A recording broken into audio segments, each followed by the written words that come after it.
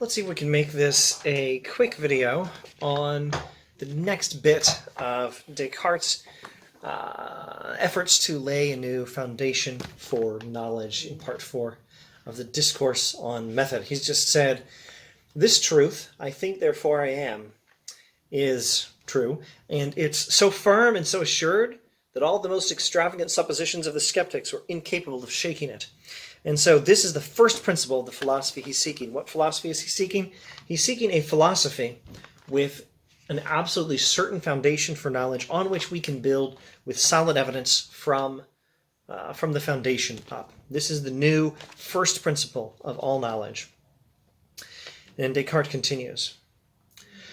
Then, examining with attention what I was, and seeing that I could pretend I had no body, and that there was no world, nor any place where I was, I could not pretend on that account that I did not exist at all, and that on the contrary, from the very fact that I thought of doubting the truth of other things, it followed very evidently and very certainly that I existed. Whereas, on the other hand, had I simply stopped thinking, even if all the rest of what I had ever imagined to have been true, I would have had no reason to believe that I existed.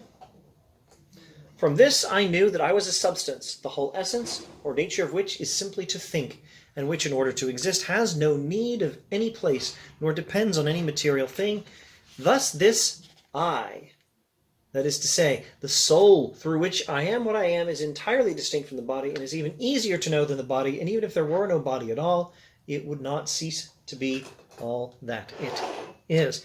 Descartes' statement of personal identity in the soul only, and of the soul as, well, one of his famous statements, of personal identity being in the soul only, not in the body, and of the mind being a thing that can exist without the body, and of the mind being a thinking thing, a substance which thinks and doesn't do anything else, doesn't occupy space, doesn't even exist in a space, strictly speaking. The soul is just a thinking substance. I was a substance, the whole essence or nature of which is simply to think, and doesn't even need a place to be in.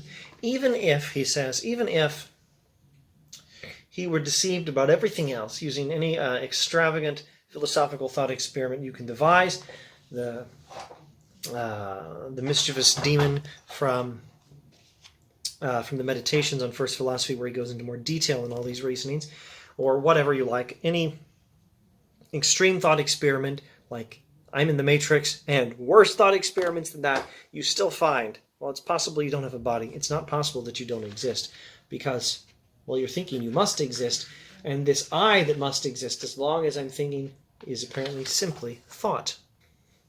Or rather, it is, what I am simply is a thing that thinks, a thinking thing, a thinking substance, or mind. Now let me see if I can clarify his reasoning here just a bit, and then we'll wrap this up. His reasoning is something like this. My essence is merely mind, thought, a thinking thing, because thinking is the only thing that guarantees my existence. And therefore, it's the only thing that it's not possible for me not to be. It's possible for me to exist without a body, and therefore, body is not what I am. It's possible for me to exist not in a place. Therefore, being in a place is not essential to what I am. It's not possible, however, for me to exist without thinking. The body is therefore not a necessary condition for the person, but the mind is. So his method of doubt is meant to establish a certain foundation for knowledge, and he's found he exists, and then he's going to build on that. The next step will be to get to God. But we find as he goes that he elaborates on these fundamental truths, the I am who exists. He's already giving us his metaphysics, though of course he'll discuss that in more detail later. His metaphysics is to some extent already established, at least the part about personal identity being in the mind only, and the mind being independent of the body. Now, I don't feel like I've made his reasoning clear. I'm going to try one more time. It may just be a second paraphrase, which is fine. Paraphrases are great. So he's, in his reasoning, thinking, I could exist without my body.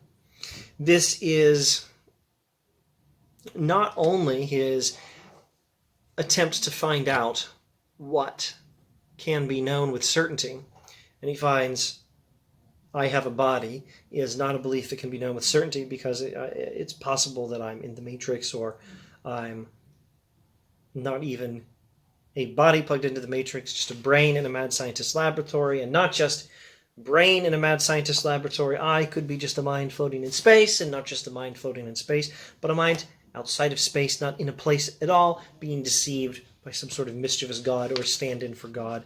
A mean stand-in for God, like that malevolent demon character from the Other Thought Experiment. And that means that, well, it's not only a description of what I don't know. I don't know that I have a body, that I'm in space, etc. It's not just a description of what I don't know. It's also an indication of what I am, because I could be these things, and that means that, or I could be in these situations, and that means this thought of having a body is something that's not necessarily true. My having a body is something that could have not been the case. Therefore, what I am is that only without which I would not exist, and everything everything he can think of himself is a thing he could exist without, except thought. That means thought is the only essential characteristic of a human being. Therefore, all he is a thinking thing. All right, let's see if I can clarify what's going on in the argument, the flow, let's say, of the text. He's established, I think, therefore I am. He's clarified what sort of thing he is, and then he's going to use this to establish more principles of knowledge and metaphysics. And I think we'll have just a bit of epistemology in the next video, and then a bit of metaphysics, and talk about God in the video after that. Anyway, Descartes awesome. Thanks for watching.